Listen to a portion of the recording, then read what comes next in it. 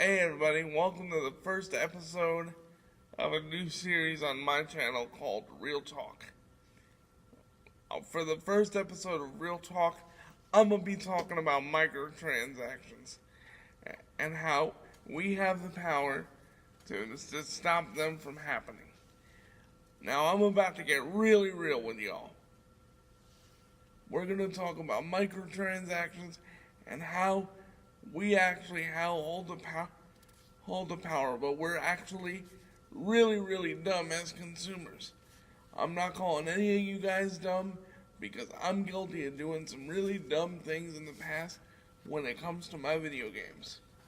The biggest thing that's keeping the gaming industry from thriving today as it did in the 80s, 90s, and some of the 2000s. Now let's keep in mind, all things during this section of my channel are my opinion. If you don't like it, you can leave me a nasty comment. I won't care. You can leave me a nice comment. I obviously won't mind that either, but the difference between me and other YouTubers is I'm not gonna get all butthurt from what you leave in the comments. So that all being said, let's move right on and do your worst. Say you buy a game and it's the most anticipated game of the year. You get home, you turn it on, and the first thing it asks you to do is to buy a certain mode that should have been in the game in the first place.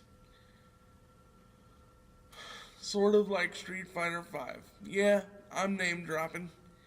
Street Fighter V was a prime example of how microtransactions can both go wrong and do good at the same time. Street Fighter V was released without one of the core modes essential to any fighting game. No arcade mode. Those who've actually read my blog, which I'll link in the description below, and have read the Street Fighter topic, know how I feel about this already. But I'm going to share it with you now if you didn't. Street Fighter without an arcade mode, it's blasphemy. I mean, Street Fighter 2 started in the arcades, and it started the whole Street Fighter versus Mortal Kombat movement. You were either a Street Fighter guy or an MK guy. There was no in between. Now, I may be wearing a Street Fighter hat today, but I was more of an MK guy. But that's not what this is about.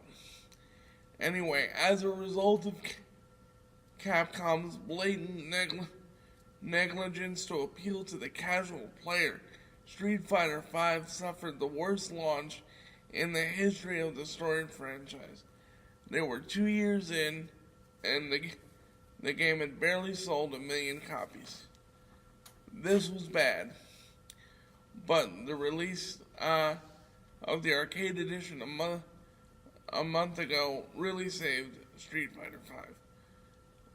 But personally, I believe the only thing that's saved Capcom from shuttering its doors or selling to somebody else was the pleasantly surprising Resident Evil 7 Biohazard.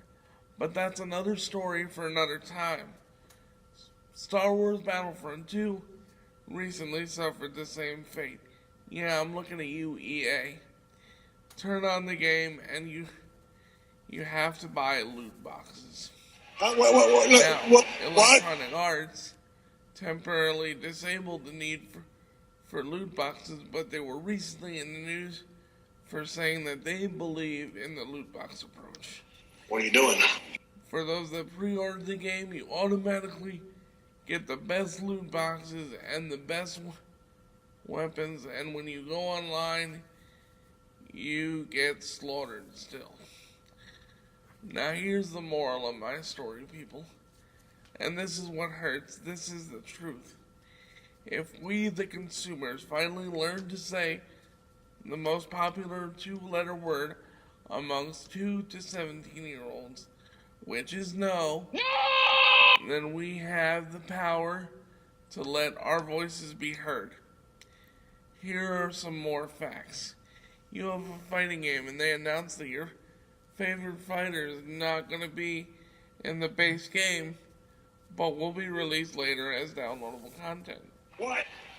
The harsh reality is that likely a year or two down the road, they will release Blank Ultimate Edition, which contains all of the downloadable content, all of the stages, all of the characters, everything.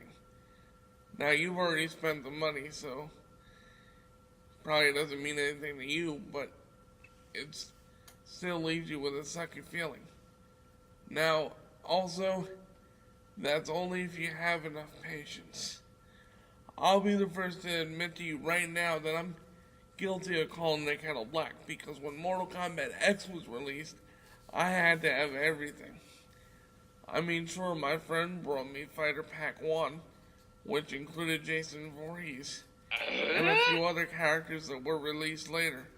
But nevertheless, fast forward by 3 years, and we have Mortal Kombat XL, which included everything. This proves that the Guns N' Roses adage holds true. All we need is just a little patience. We can complain and moan all we want, but the buck stops with us, the consumer.